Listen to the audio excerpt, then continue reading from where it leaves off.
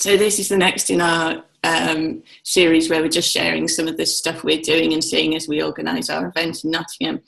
I'm recording it on Zoom basically because I realised, for now at least, I don't like Facebook Live very much.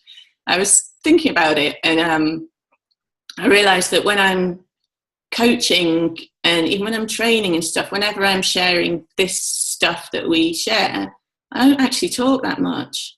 Like, I listen a lot and I have conversations, but the whole just talking to a kind of silent audience is just, it might change, but it's just not my bag really. And I'd rather talk to a face. So I've asked Karl if he'll talk to me. And we'll just be the face. You've asked me to just be the face that you talk to. Exactly. Happy to be the face. And actually, just one thing I want to qualify about that. If I was terrified of doing Facebook Live and I thought it was a really important or brilliant idea, I'd probably just make myself do it. But it's not even that. It's just not very appealing to me at the minute. And maybe when they start doing, conversational split screen Facebook Lives, which they're planning to do, I'll give it another crack. But anyway, that's where it is for now. So Karl and I have done a bunch of stuff towards our event today. We've sort of finalised the Eventbrite page, and we've contacted people in Nottingham, and we've contacted people in Nottingham with communities that might be interested.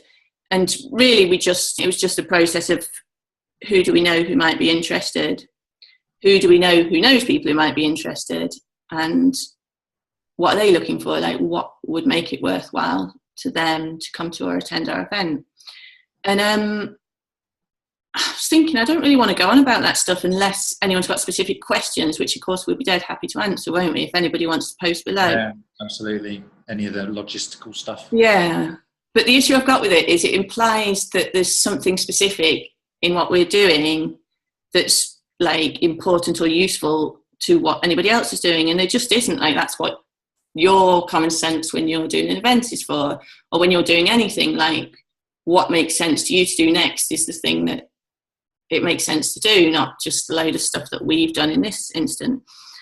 So what I thought I'd talk about is kind of feelings and experience, because this seems relevant both for the people in the event we'll be running and to coaches. I mean, this is something we'll be sharing, and it just struck me. I was listening to an audio with Mark Howard yesterday, and the lovely Dave Kibbe ranting this morning, and it just seems that obvious that, like, for everyone who feels called to do this stuff, whether you call it coaching or something else, this kind of making a difference in other people's lives, like, that feeling of inspiration is telling you something you can rely on. Like, it's like a homing signal telling you there's like guidance and direction you can trust right there in the feeling of genuinely wanting to do something that almost feels like it comes before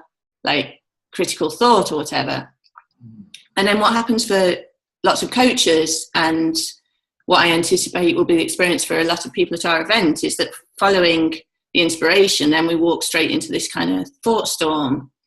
And for coaches, it might go something like, oh shit, I don't know how to get clients, or we make up an idea of what us making a difference in the world looks like, and we make up a deadline, and then we can beat ourselves up and tell ourselves we're failing or falling behind, and get all lost in sort of trying to solve something that we've just totally made up in the first place.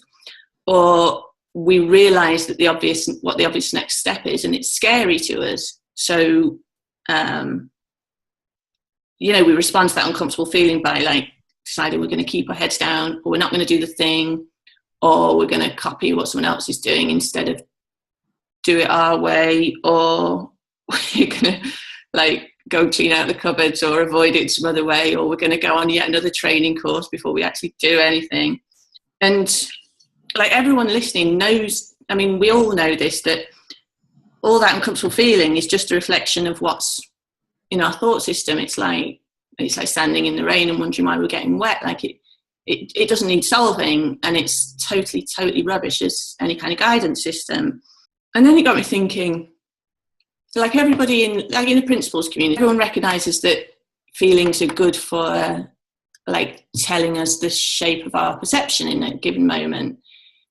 But it also struck me feelings are good for like letting us actually have an experience. And it seems to me like the whole point of being alive and being in the world and all that kind of thing is to experience it. And I don't know, I feel like that gets missed in a way because if we're here to kind of have an experience and to sort of fully experience being alive, then that means all of it, you know, not just trying to find ways to control and avoid the ones that we don't like so much, because it's all made of the same stuff, and it's all, you know, it all comes from the same creative agent that's creating all of our experience. So we can't decide some of it can harm us and some of it can't. Like part of what we'll be exploring at our event is just that, because so kind of what inspiration is and where it comes from and how we inadvertently sabotage it, and just what opens up like for you when you see what's going on and where it's all coming from and stuff like that. It just occurred to me as I was talking, like I'm totally happy like presenting to company boards and coaching CEOs and stuff like that. But if someone like my Auntie Mary shows up to this event, I could be really nervous about that. And like for the next person, their experience will be totally the other way around. So it just shows how made up it is. But like knowing how it works, we don't have to listen to any of that, because I know that however I feel about, you know, this event or anything else in the day, if people there get even a little glimpse of their version of what we've seen, that's just going to, you know, that's potentially going to transform their lives, and that's more interesting to me. I'm wondering what Auntie Mary looks like now. I wish I'd picked like a not a real aunt. Yeah. Hi, Auntie Mary. I agree with you. I mean, I think you said two real powerful things there. You know, the whole thing about having a real experience of life, the whole thing about having a visceral experience of life. Yeah. Like with all of it, you get all of it. You don't just get the good bits. You're not here just to experience the good bits. Stop trying to just experience the good stuff, because, you know, you're all in. You're here to experience the lot, all of it, the whole roller coaster, the up and down, the whole thing. That's the beauty of it. I mean, that's so powerful what you said.